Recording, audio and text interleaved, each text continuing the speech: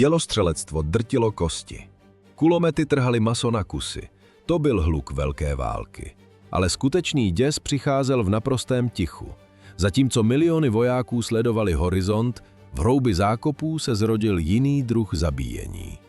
30 cm oceli v ruce, žádný výstřel, jen těžký dech v černočerné tmě. První světová válka nebyla jen o technice, byla o lidech, kteří se plazili blátem, aby vám podřízli hrdlo, zatímco jste spali. Říkali jim Trench Raiders, přepadové oddíly. Co donutilo civilizované lidi 20. století vrátit se k prvobytnému masakru? Velení věřilo v moderní taktiku a dálku. Realita je však srazila do úzkých děr. To, co uslyšíte v následujících minutách, je brutální. Slabší povahy by měly odejít. Zůstali jste? Pak musíte pochopit, jak se iluze o vznešeném boji zhroutila v krvi a prachu. 1914. Rok, kdy se rytířské ideály definitivně změnily v řezničinu. Představte si pěšáka v roce 1914. Než vzal do ruky zakrvácený nůž nebo polní lopatku, věřil v eleganci francouzské jehly. Generálové byli posedlí útokem. Bajonet tvořil jádro jejich světa.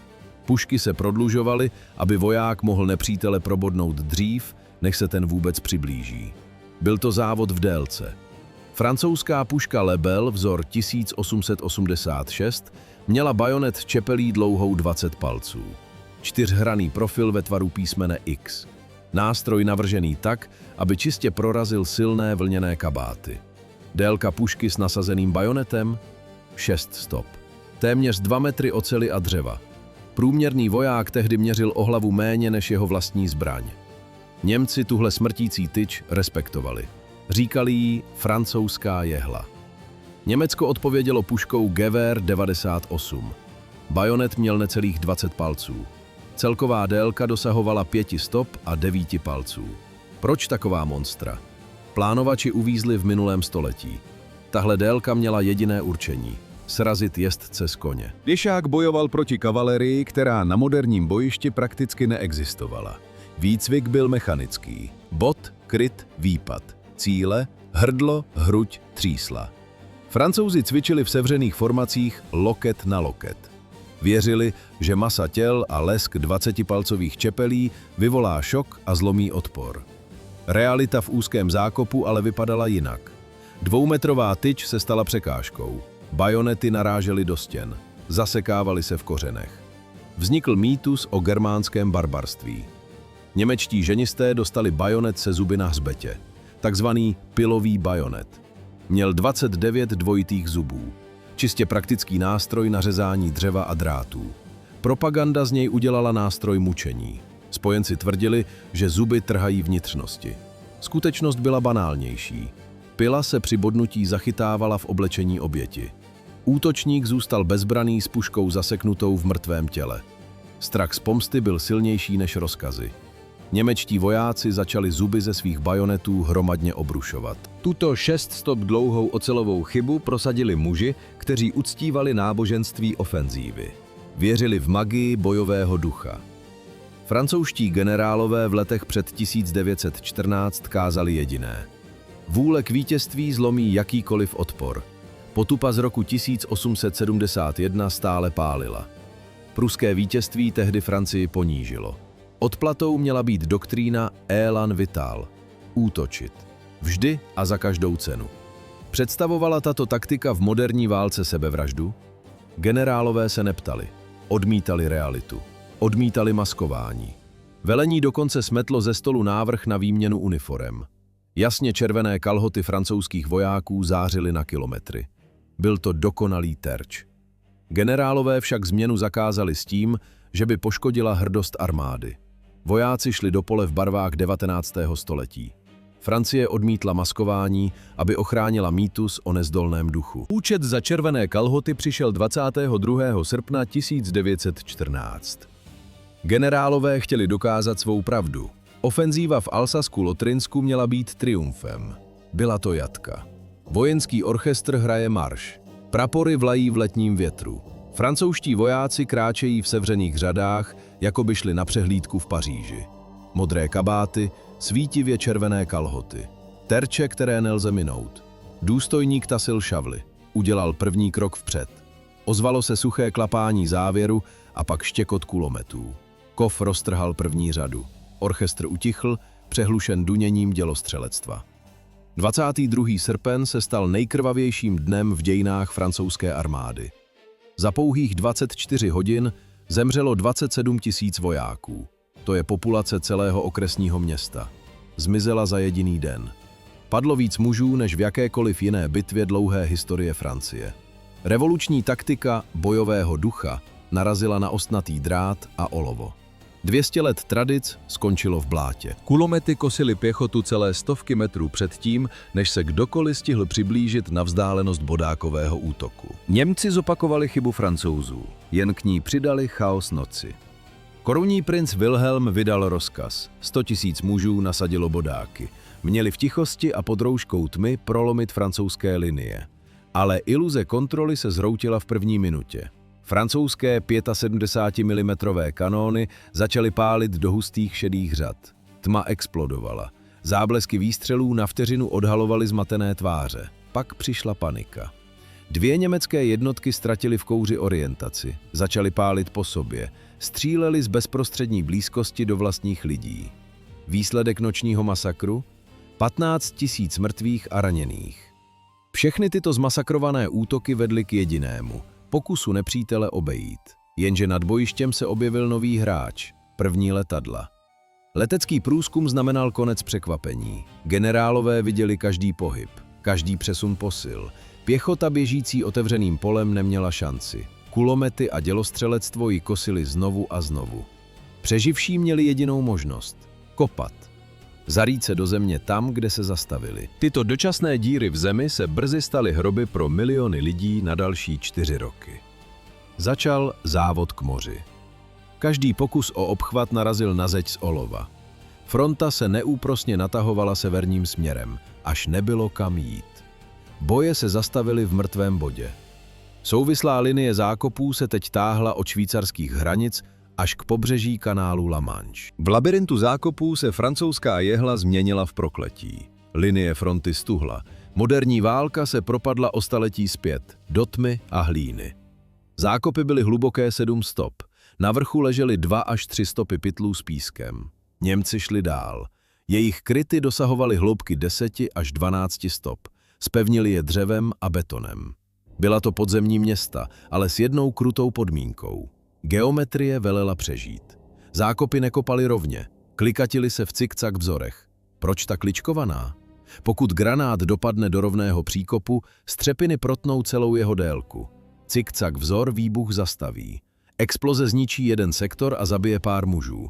Ostatní za rohem přežijí. Daň za bezpečí byla drsná. Viditelnost klesla na 30 stop. To je délka školního autobusu. Celý svět vojáka se smrskl na tuto vzdálenost. Jak válčit s kopím v telefonní budce? Odpověď byla krvavá. Nikako. Zbraně se zasekávaly o stěny. Pěšáci svírali pušky, které generálové ladili desítky let. Dlouhé hlavně. Na koncích masivní bajonety spíše meče než nože. Nástroje pro střelbu na 300 yardů. V úzké chodbě byly k ničemu. Voják se snaží otočit v ostrém zlomu zákopu. Ocelový hrot naráží do dřevěného pažení. Ozve se kovový zvuk. Cvak.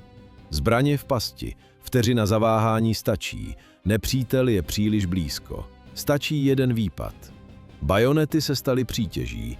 Často uvízly v těle oběti. Jeden australský voják sledoval svého druha. Ten prohnal bajonet Němcem až do tvrdého trámu za ním. Čepel nešla vytáhnout. Musel bajonet odjistit a nechat ho v těle mrtvého. Našli se i dvojice mrtvol. Probodli se navzájem v jeden okamžik. Obě strany rychle pochopily krutý fakt. Puška s bajonetem nebyla nástrojem pro boj zblízka. Začalo hledání náhrady. Generálové chtěli spasit pěchotu s nepoužitelnými puškami masivní silou. Spustili stroj na smrt. 440 mil fronty. Od belgického pobřeží až po švýcarské hranice se táhla neporušená linie opevnění. Vzdálenost jako z Bostonu do Washingtonu. Země byla rozrytá krátery. Taktika zamrzla, ale palebná síla neuvěřitelně vzrostla. Obránce ovládal vše. Neexistovaly žádné křídla, která by se dala obejít. Každý útok směřoval přímo do tváře nepřítele. 4 miliony padlých nebo raněných za pouhých 5 měsíců. To je cena za 5 měsíců omylu. 1,5 milionu granátů vypálených do prázdna. Byla to čistá aritmetika zkázy. Podle tehdejší teorie měla mluvit jen děla. 7denní bombardování. Tisíce tun oceli měly rozdrtit ostnatý drát, srovnat zákopy se zemí a umlčet kulomety. Generálové slibovali vojákům procházku. Pěchota se měla stát pouhým divákem, který obsadí mrtvou zemi. Plán byl jasný. Realita vypadala jinak. Pěchota vyrazila krokem přímo proti hlavním kulometům. Britský voják kráčel vzpřímeně. Žádný běh, žádný kryt, jen klidný krok pro udržení disciplíny. Generálové věřili, že jdou na hřbitov. 7 dní v kuse dopadalo na německé linie u Somy přes 1,5 milionu granátů. V teorii velení nezůstal kámen na kameni. Realita se ale skrývala 12 metrů pod zemí. Němci vybudovali betonové kryty v hloubce 40 stop. Zatímco nahoře vřela země, dole vojáci v klidu čekali. Jakmile dělostřelectvo utichlo, vyběhli po schodech nahoru. Britové byli v tu chvíli teprve v polovině země nikoho. Země, která měla být mrtvá, náhle ožila hlavněmi kulometů. Byl to masakr. Jedna vlna za druhou padala do bláta. Britové za jediný den ztratili téměř 60 000 mužů. Velení přesto posílalo další. Pokud útočníci zázrakem obsadili první linii, narazili na další 2. Vyčerpané jednotky pak smetl okamžitý německý protiútok. Po 2 dnech bojů se fronta nepohnula ani o metr. Zůstala jen bilance. 19 240 mrtvých Britů za první dopoledne. Milionové salvy selhaly. Strategie velkých frontálních útoků se u Somy utopila v krvi. Generálové počítali zisky v metrech a ztráty v desítkách tisíc. Masové armády narazily na beton. Válka se musela změnit. Už nešlo o dobytí území, ale o čistý teror. Zrodil se koncept udeř a uteč. Malé skupiny, noční stíny. Žádné bubnové palby, které varují nepřítele hodiny předem. Čím nahradit nepoužitelnou pušku v úzkém příkopu? Kanadské jednotky našly odpověď jako první. Vyvinuli taktiku rychlých přepadů. Kanaďané se stali mistry nočního lovu. Cíl byl prostý. Proniknout za ostnatý drát. Zabít. Zmizet. To vše dřív, než nepřátelské velení stihlo zvednout telefon. Kanadské nájezdy změnily Somu v bojiště gangů. Byl to návrat k primitivní agresi. Boj muže proti muži v hloubi země. V zákopech se vojáci vrátili o 5 století zpět. Představ si to. Jsi v díře plné bláta. Puška s bajonetem je v tomhle prostoru jen překážka. Pro novou práci byly potřeba nástroje, které historie dávno odepsala. Kanadští nájezdníci začali tvořit arzenál, který připomínal vybavení středověkých katů. Moderní válka se v noci změnila v jatka z temného středověku. Puška s bajonetem byla v úzkých zákopech jen kusem nepoužitelného dřeva. Vojáci potřebovali něco jiného. Něco, co drtí kosti a trhá maso bez jediného výstřelu. Zrodily se zákopové palice. Řemeslná estetika brutality. Voják vzal dřevěnou násadu od polní lopatky a do její hlavice zatloukl desítky botových hřebů s ostrou špičkou. Jiní šli dál. Na topůrko nasadili prázdný litinový obal z granátu Mills a vytvořili těžký kij. V záři hořících světlic se objevily zbraně, které vypadaly jako kopie z muzejních sbírek. Železné hroty, Morning Stars, jitřenky. Některé palice měly dokonce pružné krky z ocelových spirál, aby úder získal ničivou kinetickou energii. Jak se bránit v boji muže proti muži, když vám někdo sevře ruku? Američané našli odpověď v průmyslovém násilí. Nůž Mark I. Masivní mosazní odlitek, který spojoval čepel s boxerským kasírem. Na každém kloubu byl ostrý hrot. Na konci rukojeti trčela ocelová špice. Skull Crusher Cap. Čepička na drcení lebek. Detaily rozhodovaly o životě. Čepele těchto nožů byly chemicky černěné, žádný odlesk měsíce, žádné varování pro hlídku. Všechno směřovalo k jedinému momentu v absolutní tmě. K úderu tím nejjednodušším nástrojem. Moderní ocel selhala. Konstruktéři prohráli boj s blátem a těsným prostorem. Do zákopů se vrátilo temné středověké řemeslo, kde polní lopatka překonala vše, co vyrobily zbrojovky. Bajonet byl příliš dlouhý. V úzké jámě se zasekával mezi žebra. Voják pak zůstal vteřinu bezbraný. Ta vteřina znamenala smrt. Lopata měla ideální váhu pro švih. Vojáci brousili její hrany pilníkem do ostrosti břitvy. Z nástroje se stala sekera. Jeden úder drtil lebky a amputoval končetiny. Čepel projela masem a okamžitě se uvolnila pro další ránu. Vojenské elity se pokusily technologický úpadek zastavit ocelí. Američané vyvinuli Brewster Body Shield. 40 liber chromniklové oceli. Monstrózní krunýř s průzorem. Dokázala tato zbroj zastavit puškový náboj? Ano. Chromniklový plát balistickou zkouškou prošel. Ale realita bojiště vypadala jinak. 40 liber kovu udělalo z muže nepohyblivý cíl. Němci nasadili lehčí, 20-librové pancíře Sappenpanzer. I ty však fungovaly jen u hlídek a kulometčíků. Pro útok v bahně byly nepoužitelné. Vojáci zbroj odmítli. Moderní rytíři v zákopech zvolili lehkost a ostrou hranu oceli. Brewsterův štít skončil zapomenutý v armádních skladech. S lopatami v ruce a načerněnými tvářemi změnili tito muži samotnou podstatu války. Už žádné pochodování v řadách, žádné lesklé knoflíky. Kanadské jednotky se staly mistry v umění tichého zabíjení. Země byla nasáklá deštěm a pachem hníjících těl. Kanadští vojáci se plazili centimetry nad blátem. Nad nimi svištěly světlice, ale oni zůstávali nehybní. Stačilo jedno kovové cvaknutí a konec. Cílem nebylo dobít frontu. Stačilo najít jedinou slabinu v drátěných zátarasech. Prováděli noční nájezdy bez varování. Dělostřelectvo mlčelo. Právě to byla jejich největší zbraň. Moment překvapení. Pár mužů s nůžkami na drát dokázalo víc než 1000 těl v přímém útoku proti kulometům. Proniknout do sektoru, splnit úkol, zmizet. Kanaďané povýšili tyto násilné noční návštěvy na zvrácenou formu umění. Stříhali ostnatý drát článek po článku. Kov tlumili hadry. Kanadští vojáci se po splnění úkolu potichu vypařili zpět do temnoty nikoho. Teorie primitivních zbraní, o které jsme mluvili, našla své krvavé stělesnění v noci na 28. února 1915. Pole u St. Eloi. 100 mužů z kanadské lehké pěchoty princezny Patricie se krčí v bahně. Žádné fanfáry, žádné barevné uniformy, jen černá barva na tvářích a nůž v ruce. Byl to první velký organizovaný nájezd války. Kanaďané vtrhli do německých linií jako přízraky. Zlikvidovali 30 jardů zákopů. Výsledek? 5 mrtvých, 7 raněných, 2 nezvěstní. První profesionální zabíjení začalo. Další cíl? Farma Petit Douve. Příprava trvala 10 dní. 170 dobrovolníků. Žádné náhody. Hlídky mapovaly terén, probíhaly drsné nácviky. Vojáci ze sebe strhali všechno. Výložky, knoflíky, dopisy od rodin. Pokud tě chytí, si nikdo. Bezejmenný stín v dešti. V noci na 17. listopadu dělostřelectvo rozsekalo ostnatý drát. Ve 2 hodiny a 30 minut ráno přišel úder.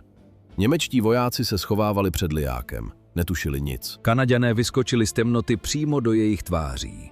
Zápach mokré země a železa. Vojáci v rukavicích strhávali Němcům z obličejů nové gumové plynové masky. Cenná kořist. Informace byly důležitější než životy. Za 20 minut bylo po všem. 30 mrtvých Němců, 12 zajatců. Kanaďané ztratili jediného muže, kterého omylem zastřelili vlastní lidé při ústupu. Útočníci si odnášeli 12 německých zajatců a balík tajných dokumentů. Úspěch kanadských pěšáků u farmy Petit Douve vyžadoval víc než jen odvahu. Aby se vojáci změnili v neviditelné stíny, museli projít rituálem, který z nich smazal lidskou podobu. Příprava začínala u obličeje. Vojáci si kůži drhli spáleným korkem nebo hnědou vazelínou. Černá maska zakryla lesk kůže i bělmo očí. Zmizela identita. Zůstal jen dravec. Proč vojáci navlékali tlusté gumové rukavice? Aby mohli bezlučně manipulovat s ostnatým drátem a nekřičeli bolestí, když se jim ocel zakousne do dlaní. Důraz byl kladen na absolutní ticho. Žádné kovové přesky, žádné lesklé knoflíky. Vše, co mohlo cinknout nebo odrazit světlo, muselo pryč. Výstroj omezili na minimum. Do první linie si brali jen to, co sloužilo k tichému zabíjení zblízka. Jakmile padl první výstřel, ticho ztratilo smysl. Nastoupily pistole a ruční granáty. Celá operace měla jasný limit – 20 minut. Po tomto čase obvykle dorazily německé posily a úniková cesta se uzavřela. Každý nájezd byl závodem s časem. Hodinky v rukou velitelů odtikávaly posledních 1200 sekund. I s černými tvářemi a v gumových rukavicích museli vojáci překonat tu nejděsivější pusu země v Evropě. Nikoho. Země nikoho. Šířka se měnila. Někde stovky metrů, jinde jen necelých 10. 30 stop dělilo život od jisté smrti. Pod břichem nebyla hlína, bylo tam bláto, kusy rezavého železa a tlející těla. Vojáci se plazili palec po palci. Trpělivost byla jedinou zbraní. Pohyb musel být neznatelný. Zvuk mohl zabíjet. Před nimi stála stěna, ostnatý drát. 30 stop široký a 6 stop vysoký pletenec oceli. Nekonečné řady železných kůlů. Na drátech visely prázdné plechovky od konzerv. Stačil jeden neopatrný dotek. Plechovky v tichu zarachotily. Prohlídky v zákopech to byl signál k palbě. Někdy vyrážely speciální skupiny o noc dříve. Stříhali průchody, aby hlavní oddíl strávil v otevřeném prostoru co nejméně času. Pak přišlo světlo. Dělostřelectvo odpalovalo hoščíkové světlice. Star Shells. Náboj explodoval ve výšce a na malém padáku se rozhořel bílý oheň. Hořel minutu i déle. Země nikoho se rázem změnila v polední pláň. Němci používali i signální pistole, 10 až 15 sekund ostrého záblesku. V ten moment musel voják skamenět. Jakýkoliv pohyb v záři znamenal okamžitou dávku z kulometu. Veteráni znali pravidlo. Obličej k zemi, oči pevně zavřené. Pokud by se voják podíval do světla, bělma a zornice by odrazily záři jako zrcadlo. Německý strážný by v temnotě spatřil 2 lesklé body. Prst na spoušti se pohnul. Oddíl se zastavil těsně před okrajem nepřátelského zákopu, kde už čekal první německý strážný. Pokud neutrální zónu nezalil hoščíkový oheň, čekalo v temnotě něco horšího. Lidé. V zemi nikoho operovali takzvané naslouchací hlídky. Jejich úkol byl jediný – zachytit zvuk dýchání nebo šustění látky. Byl to souboj smyslů. Pár metrů před hlavní linií zákopů leželi vojáci v mělkých dírách a naslouchali. Pokud hlídka zachytila podezřelý zvuk, spustila poplach. Během sekund se celá fronta proměnila v peklo. Stovky hlavní začaly slepě pálit do tmy. Přepadové oddíly museli tyto naslouchací posty najít jako první. Metoda byla prostá. Plazit se centimetr po centimetru. Zastavit se, slyšet tlukot vlastního srdce. Poté nepřítele potichu zlikvidovat. V noci nebyla země nikoho prázdná. Obě strany tam posílali muže. Hrozba, že narazíte na cizí patrolu, byla neustálá. Stačilo jedno zaváhání a začal brutální boj zblízka. Bez výstřelů. Jen nože, pěsti a polní lopatky v loubi kráterů po granátech. Zkušení vojáci znali varovné signály. Pokud nepřítel náhle přestal střílet a nevypouštěl žádné světlice, znamenalo to jediné – mají venku vlastní lidi. Tma stěžkla. Každý stín mohl být člověk připravený zabíjet. Někdy však došlo k absurdní dohodě beze slov. 2 nepřátelské patroly se srazily tváří v tvář v bahně. Vojáci viděli bělma očí svých vrahů. Nikdo nezmáčkl spoušť. Obě strany věděly, že první výstřel přivolá dělostřeleckou palbu na všechny. Patroly se v tichu minuly a pokračovaly opačným směrem. Skutečný masakr začal až na dně cizího zákopu. Boj zblízka, brutální, okamžitý. Každá vteřina v nepřátelské linii byla rozsudkem smrti. Vojáci z vedlejších úseků už běželi se zbraní v ruce. 50 metrů, 30. Čas vypršel. Jednotka musela jednat rychle, využít chaos, zabít každého, kdo se pohnul. Granáty letěly do krytů, technika vybuchovala. Pokud zbyl čas, brali zajatce. Cesta zpět však byla horší než samotný útok. Byl návrat nejtěžší částí operace? Ano. Ve tmě a blátě země nikoho se směr ztrácel po pár metrech. 4 muži táhli zraněného kamaráda. Další 2 rvali vzpírajícího se zajatce. Kulomety bičovali terén. Dezorientovaní vojáci skákali do prvního příkopu s pocitem úlevy. Často to byla chyba. Skočili zpět k nepříteli, který už nebral zajatce. Ti, kteří přežili boj muže proti muži, často padli rukou vlastních druhů. Friendly fire. Strach v noci nezná přátele. Strážný na parapetu slyšel hluk, viděl stíny. Prst na spoušti se zachvěl. Systém hesel měl chránit. Často selhal. Stačilo vystřídat stráž a nová směna nedostala hlášení o návratu patroly. 4 slova, zapomenutá v deníku, stála 5 životů. Důstojníci v zázemí, 50 kilometrů od fronty, měnili životy za řádky v hlášení. Chtěli vědět, co se děje na druhé straně. Poslali muže na smrt kvůli barvě výložek nepřítele. Mnohé akce historie zapomněla. Celé jednotky zmizely v temnotě a nikdo se nevrátil. I úspěšný nájezd měl svou cenu. Odplata přišla hned následující noc. Vzdálenost 50 kilometrů. Právě tolik dělilo pohodlí štábů od bahna první linie. Důstojníci v bezpečí nepožadovali krev jen kvůli informacím. Cíl byl jasný – zajmout jazyka. Zjistit, kdo sedí v zákopu naproti. Jsou to vyčerpaní záložníci nebo čerstvé posily. Průzkumníci museli ničit kulomety, trhat kryty a zabíjet. Velení věřilo v útočného ducha. Voják nesměl polevit, musel zůstat agresivní. V mnoha sektorech ale fungoval jiný systém. Vojáci mu říkali live and let live, žít a nechat žít. Byla to tichá, neformální dohoda mezi nepřáteli. Střílet se smělo, ale ne na komoru. Existovala nepsaná pravidla. Nikdo neostřeloval latríny. Nikdo neútočil během snídaně. Představte si ten kontrast. Ráno si nepřátelé v klidu vaří kávu. V noci jim ti samí lidé vpadnou do spánku s dýkou v ruce. Důstojníci tyto nájezdy plánovali cynicky.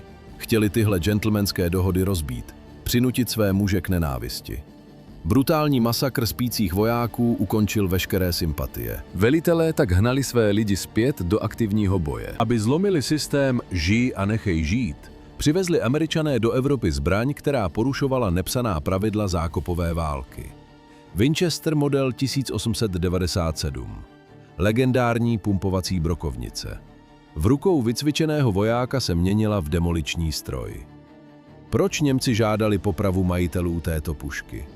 Kvůli režimu slam fire. Mechanismus byl prostý a brutální. Winchester postrádal odpojovač spouště. Pokud střelec držel spoušť a pumpoval před pažbím, zbraň pálila okamžitě po uzavření závěru. Žádné míření, jen čistá kadence. Voják dokázal vyprázdnit všech 6 nábojů za 2 sekundy. V úzkém prostoru zákopu to znamenalo jediné – smrt pro každého, kdo stál v cestě. Kovový zvuk nabíjení pumpy se stal pro obránce rozsudkem. Německá vláda podala formální protest. Brokovnice podle nich způsobovaly zbytečné utrpení. Berlín hrozil, že popraví každého zajatce, u kterého najde tuto zbraň nebo jen náboje do ní. Diplomatická odpověď byla mrazivá. Spojenci připomněli Němcům jejich vlastní vynálezy, chlorový plyn a plamenomety. Kontrast byl zřejmý. Němci si stěžovali na nehumánnost olova, zatímco sami pálili lidi zaživa. Washington varoval, že za každého popraveného zajatce s brokovnicí přijde odveta, která bude mnohem horší. Winchester zůstal v první linii. Němci nakonec své hrozby ohledně poprav zajatců nikdy hromadně neuskutečnili. Zatímco diplomati o brokovnicích Winchester teprve začali vyjednávat, němečtí inženýři v tichosti dokončili stroj na smrt úplně jiné úrovně. Zákopy změnily pravidla hry. Staré pušky byly v těsném prostoru k ničemu. Do popředí se dostaly pistole. Britský revolver Webley fungoval spolehlivě i v hlubokém blátě. Měl však jednu zásadní nevýhodu. Pojmul pouze 6 nábojů. Američané sázeli na Colt M1911. Němci zase nedali dopustit na svůj Luger. Skutečný technologický zlom ale přišel z německých továren. Jmenoval se MP18. První skutečný samopal. 9 mm ráže. Kadence 400 ran za minutu. Do bubnového zásobníku se vešlo 32 nábojů. V úzkém hrdle zákopu to znamenalo jistou smrt pro všechno živé. Jeden voják z MP18 ovládl celý úsek během několika sekund. Němečtí stormtroopeři získali ničivou převahu. Přímý palebný kontakt v zákopu se změnil v jednostranný masakr. Do konce války se na frontu dostalo jen asi 3000 kusů. Přesto tato zbraň ukončila éru osamělých výstřelů. MP-18 definovala konstrukci samopalů na dalších 50 let. Ani palebná síla samopalu MP-18 nedokázala nahradit syrovou zuřivost. Italové ji povýšili na kult. Zatímco Němci cvičili celou armádu, Řím vsadil na separátní elitu. Arditi. Odvážní. Byli to dobrovolníci vybraní z těch nejzdatnějších. Elita odsouzená k zániku. Jejich výzbroj? Žádné pušky. Jen granáty a dýka. Představte si ten obraz. Záblesk oceli v šeru zákopu. Žádné výstřely, jen dech a chladný kov. Arditi opovrhovali vzdáleností. Chtěli cítit krev nepřítele na svých rukou. Rakousko-uherští vojáci v nich viděli přízraky. Šířili teror, který kulomety nedokázaly vyvolat. Byl to triumf ducha nad technikou, ale také sebevražedná strategie. Italové útočili tam, kam se jiní báli pohlédnout. Tisíce mužů se vrhali proti betonu jen s nožem v pěsti. Cena za tento romantismus byla zdrcující. Úmrtnost v jednotkách Arditi dosahovala děsivých čísel. Jeden úspěšný útok stál životy celých oddílů. Často to končilo stejně. Skupina vyrazila do nikoho nepatřící země a zmizela. Z těchto rejdů se nevrátil vůbec nikdo. Italští Arditi umírali jako hrdinové. Němci se však rozhodli proměnit umění boje nožem ve vědu o vítězství. Tato nová taktika měla za úkol zlomit vaz celé dohodě během jediného roku. 1917. Bod zlomu. Zatímco se ostatní armády stále snažily o plošné útoky, v německých zákopech vznikalo něco jiného. První oficiální jednotka Sturmtruppen. Nešlo o další pěchotu. Byla to chirurgická ocel v rukou generálů. Velení pochopilo, že nájezdy jednotlivců válku nevyhrají. Bylo nutné vzít rychlost, překvapení a násilí zblízka a aplikovat je na tisíce kilometrů fronty. Jak to fungovalo v praxi? Představte si hráz. Stará taktika do ní bušila kladivem, dokud se nástroj nezlomil. Nová taktika, Infiltrations Tactic, fungovala jako voda. Tekla tam, kde byl nejmenší odpor. Běžná ofenzíva útočila na celou šíři fronty. 100 000 mužů v řadách proti kulometům. Výsledek byl vždy stejný. Masakr a 500 metrů dobytého území. Sturmtruppen udělali opak. Útočili pouze na klíčové body. Opevněná hnízda odporu prostě ignorovali. Tady je ten moment. Četa šturmoviků dobíhá k těžkému kulometu. Místo útoku se rozdělí. První část týmu přikrčí hlavy. Druhá část obíhá pozici širokým obloukem. Nečekají. Kulomet nechávají za zády pro druhou vlnu pěchoty. Běží dál, do týlu, k dělostřeleckým bateriím, k velitelským stanovištím. Cíl byl jasný, odříznout frontu od hlav, zpřetrhat dráty, zapálit sklady zásob. Bez rozkazů a bez munice se i ta nejpevnější obrana zhroutila jako domeček z karet. Taktika infiltrace z roku 1917 se stala základem bleskové války o 20 let později. Celý obranný systém skolaboval zevnitř. Pro novou taktiku infiltrace potřeboval císař vojáky zcela nového druhu. Zapomeňte na starou gardu s kníry a disciplínou z 19. století. Šturmovik byl mladý, dravý a samostatný. Koho do těchto elitních oddílů brali? Dobrovolníky mladší 25 let se sportovní minulostí. Průměrný věk byl o 5 až 7 let nižší než u běžné pěchoty. Byli to atleti v uniformách. Fotbalisté, gymnasté, rváči. Systém se změnil. Generálové už neřídili každý krok z teplých štábů. Mladší důstojníci dostali volnou ruku. Museli se rozhodovat v řádu sekund. Nečekat na rozkaz. Jednat podle vlastního úsudku. Místo pušek s dlouhým bajonetem nosili plátěné brašny. Byly jich stovky. V brašnách neměli jídlo ani dopisy domů. Byly naložené granáty. Byl to arzenál pro bleskovou smrt na krátkou vzdálenost. Když se objevily první samopaly MP-18, dostali je přednostně právě oni. K tomu pistole Luger s bubnovým zásobníkem na 32 nábojů a dřevěnou pažbou. Pro vyčištění bunkrů používali plamenomety. Na zbytek stačily lehké kulomety MG-08. Pokud se krev smísila s blátem, přišla na řadu středověká brutalita. Zákopové palicím, nože a řetězy. Každý šturmovik byl samostatnou bojovou jednotkou s výzbrojí pro boj zblízka. Teorii šturmových skupin prověřil v praxi 26letý poručík, jehož jméno se mělo stát legendou ve druhé světové válce. Erwin Rommel. V říjnu roku 1917 se u italského Caporetta zrodila nová tvář války. Šturmovici udeřili.